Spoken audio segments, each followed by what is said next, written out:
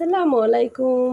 দেখুন দারুণ টেস্ট নিহারি রান্না করেছি। চলুন দেখে নিই এটা আমি কিভাবে রান্না করলাম। আমার ভিডিও ভালো লাগলে পাশে থাকা সাবস্ক্রাইব বাটনটি এবং বেল আইকনটি টিপে দিন প্লিজ। দিয়ে ছাড়িয়ে নিয়েছি। তারপরে পরিষ্কার পানি দিয়ে ধুয়ে আমি একটি বড় একটি পাত্রে নিয়ে নিয়েছি, যেন আমার নাড়তে চাড়তে একটু সুবিধা হয় এবং এটা সেদ্ধ করতে অনেক ঝামেলা হয় বলে একটু বড় পাত্র নিতে হয়। আমি এখন এটার ভিতরে পরিষ্কার পানি দিয়ে ধুয়ে তারপর একটু পেঁয়াজ রসুন আমি দিয়ে দিয়েছি। 10-12টা পেঁয়াজ এবং 10-12টা রসুন দিয়েছি, আদা বাটা দিয়েছি, জিরা বাটা দিয়েছি। সব কিছু আমি আদা বাটা 2 চামচ দিয়েছি, জিরা বাটাও 2 চামচ দিয়েছি। এখন আমি ধনিয়া গুঁড়া দিয়েছি 1 চামচ, লাল মরিচের গুঁড়া দিয়েছি 2 চামচ, হলুদের গুঁড়া দিয়েছি 2 চামচ, আমি স্বাদ মতো লবণ দিয়ে দিয়েছি। তারপর আমি এখানে সরিষার তেল অ্যাড করছি।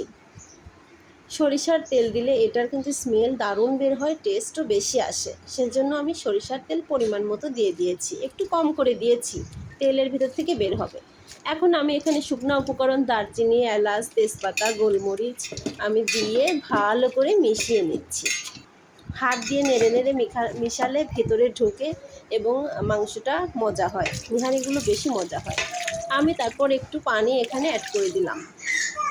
পানিটা এটাকে এখন ঢাকনা দিয়ে ঢেকে ভালো করে নেড়ে চেড়ে সেদ্ধ করে নেব।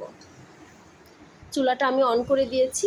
এখন ভালো করে একটু নাড়লে নিচে থেকে পুড়ে যাওয়ার সম্ভাবনা থাকে, সেজন্য মাঝে মাঝে একটু করে খুলে নাড়তে হবে। এখানে একটা টিপস আছে, নাড়ার সময় এভাবে গোল করে পাতিলটা শক্ত করে ধরে আমি যদি খুন্তি দিয়ে এইভাবে যদি নাড়ি, তাহলে দেখুন ভেতর থেকে নাড়াও যাবে, ভেতর থেকে পুড়েও যাবে না, সহজভাবেই এটা নাড়া যায়। এভাবে করে নিহারিটা নাড়লে বেশি ভালো হয়, গায়ে ছিটে আসে না। দেখুন আমার কষানোটা শেষ হয়ে গেছে, করে সেদ্ধ করে নেব, অনেকটা বেশিক্ষণ ধরে জ্বালিয়ে নেব। দেখুন আমি অনেকক্ষণকে আরও একটু জ্বালিয়ে নেব।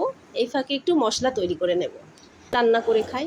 তারপরে দারচিনি, এলাচ, আমি যখন নামাবো এটা একটু ঝোল বেশি থাকতে নেব, এর আগে জ্বালিয়ে নেব। তাহলে দেখবেন জ্বালিয়ে নিলে অনেকটা রস তখন শুকিয়ে যাবে। সেজন্য এই পর্যায়ে ঝোল ভাত দিয়ে খেতেও তেমন মজা, দারুণ হয়েছে, ভীষণ টেস্টি হয়েছে। এভাবে করে আপনারাও রান্না করতে পারেন। Tata, good bye.